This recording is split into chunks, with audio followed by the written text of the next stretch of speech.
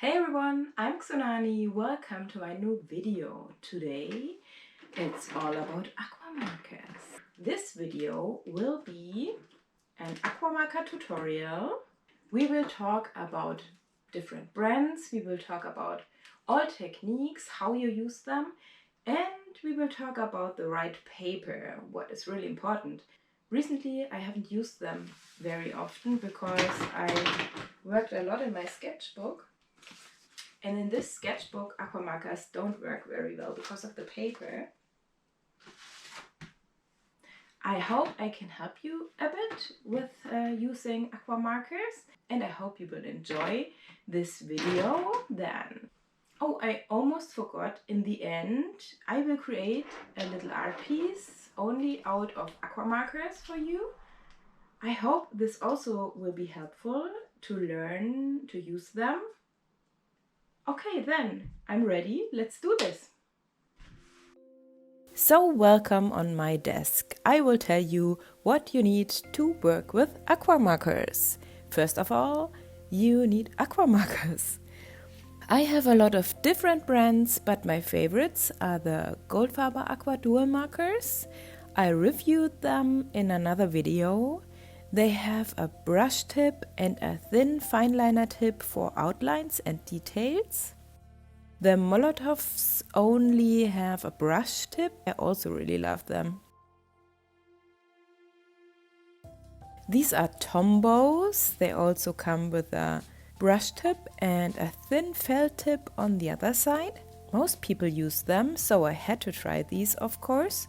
And I also can show you the Faber-Castell Albrecht Dürer watercolor markers with a brush and a thicker felt tip. These are the markers I have. You can get all of them in sets and also individually. There are a lot more brands on the market, of course. You also need a watercolor brush, water, and optional are blender pens. For this video I wanted to show you everything which could be interesting to work with Aqua Markers for you, so I ordered two from Ecoline and from Kreul. And we need a rag or a paper towel and of course paper.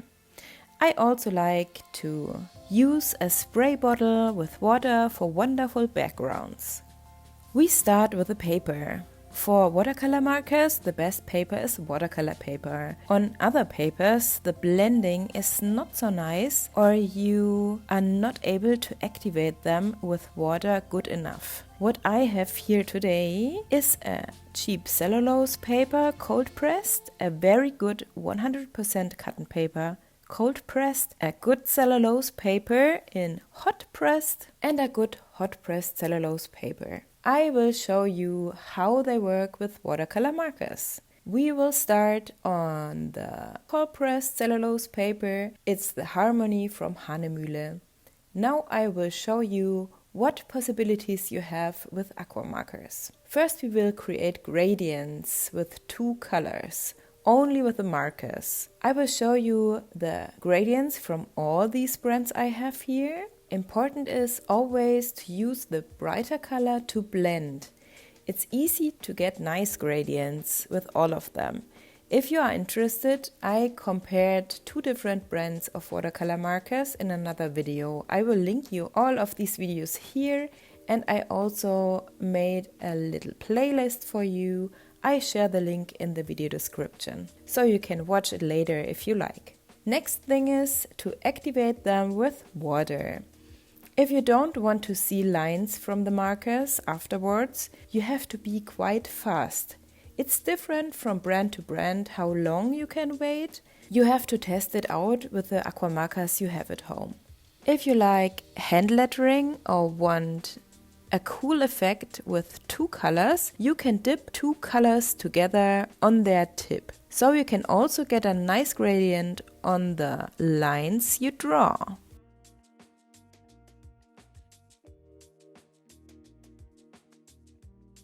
You can also use them like watercolor. Take your palette or something you find. I grabbed a lid from a glass because all my palettes are full of colors right now. Then use a brush to paint. With this technique, you are able to water your colors a bit down. So if you need it brighter, or if you want to create backgrounds for your first layer of your painting, this is a good way to do it.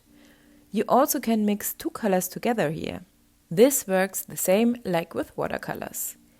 Also for transparent layers on top or glazing, it's perfect. What I often do is the brush tip method, how I call it. You take a brush and get the color directly from the tip of your pen to work with it. I use it for some fine details, also for gradients and shadows. You will see it later. Wet and wet is also no problem. They don't flow so good how watercolors on a brush would flow. But it also depends on the paper and how much pressure you use on the marker in the wet area. If you want to have crisp lines or create another layer with marker and water on top, be sure your last layer dried completely. Same rule as with watercolors. You can create layers as good as with watercolors if you like. The next thing I want to show you what beautiful backgrounds you can create with these markers. First, I had to rescue the rest of the color here. Okay, so now use your markers on this paper, paint areas in different colors, grab your spraying bottle and let the color melt under the water. Later you will see more examples of it.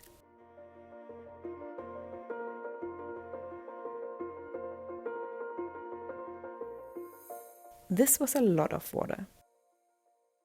Also a bit pink and purple.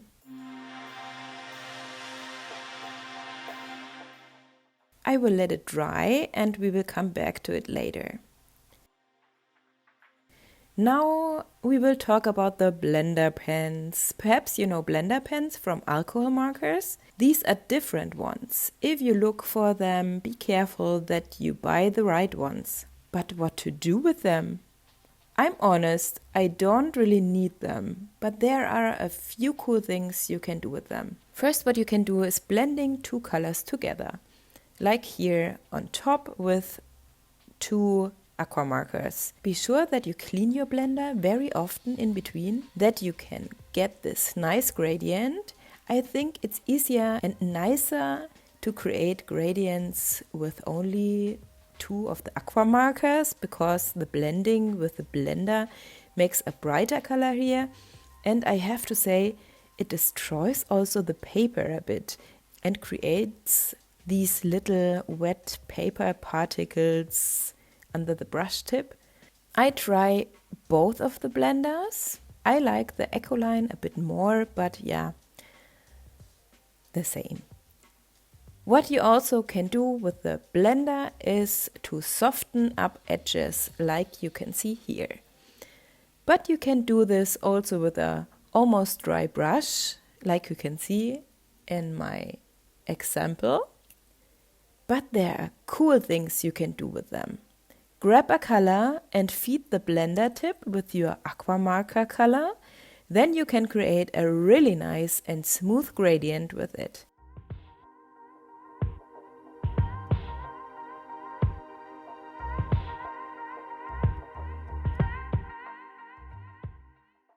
And what also is very cool, same technique, use 2 or 3 colors on the tip and you can write in more than one color to the same time. Only make sure that you spin your blender a bit around while you're writing, so you can get every color on the paper. This could be a nice thing for hand lettering or a little text in your sketchbook or journal. All in all, do I need a blender? No, I don't, but perhaps I will use it here and there in the future. This paper worked perfect for these markers. Now I want to make a few tests on hot pressed cellulose paper, what I really like with Aqua Markers, and 100% cotton paper, what I never tried out with these markers so far. The flow on hot pressed paper is so nice and you get super crisp lines with your markers. This is the Hahnemühle Britannia hot pressed, by the way. I really like to work on it. Now this is dried, and I wanted to also show you that you can easily create layers here like you would do with regular watercolors. Glazing is no problem. The color underneath doesn't reactivate. The cotton paper is sucking much more color in as the cellulose paper, I have to say. But working with them like watercolors is very cool on this paper. The only thing that I don't like is that your lines flows more in the fibers. Later you will see it a bit better in my test artwork. I would recommend cellulose paper for aqua markers, hot and cold pressed, whatever you prefer. Both is good. Here I wanted to show you a few examples out of my sketchbook. I will link you the videos to these pages, of course. Here I worked directly on white paper. In this sketchbook is Canson XL watercolor paper. It has a very smooth side like this spread and a very rough cold pressed structure on the other side. I enjoy both with my aqua markers. Here you can see that you can use them together with colored pencils. That brings me to the next I wanted to show you. You can easily combine aqua markers with watercolors.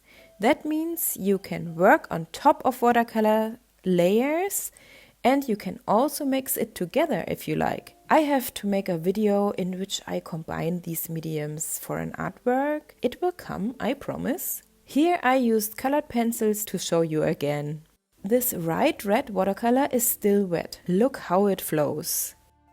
You can use watercolors, for example, to color bigger parts and the markers for details. This is fun.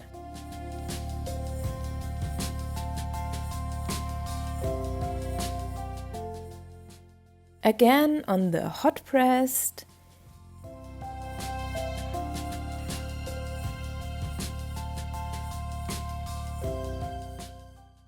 And here I activate the red marker with a yellow watercolor on my brush and mix them together. Layering with aqua marker on top of dried watercolor is also very easy and beautiful and possible.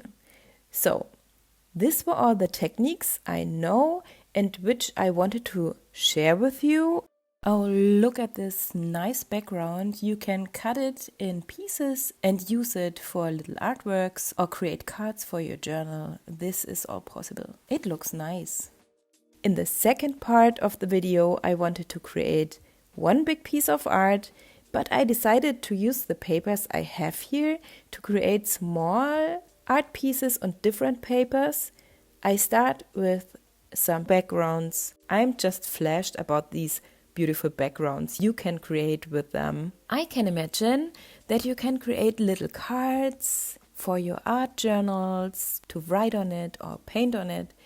Just an idea.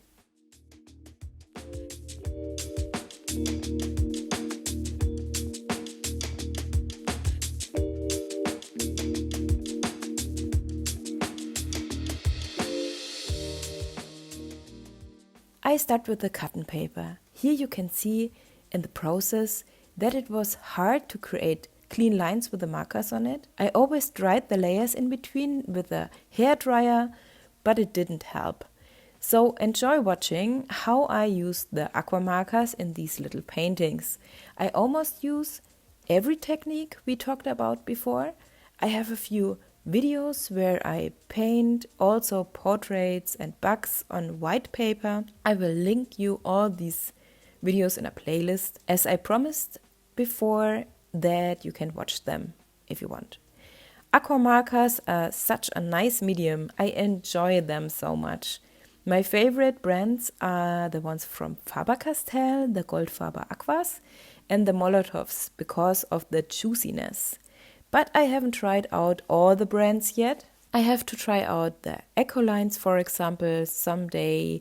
They should be very good as well. That's what I heard.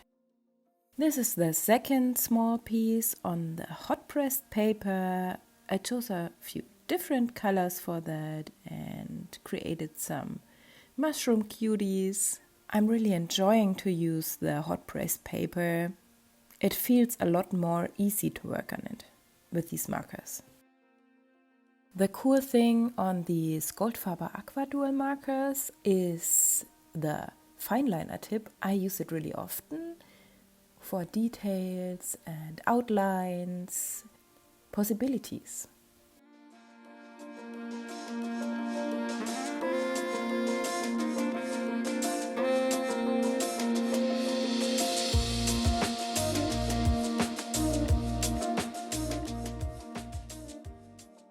I cut the bigger one to smaller pieces so I could choose a nice spot with beautiful splashes.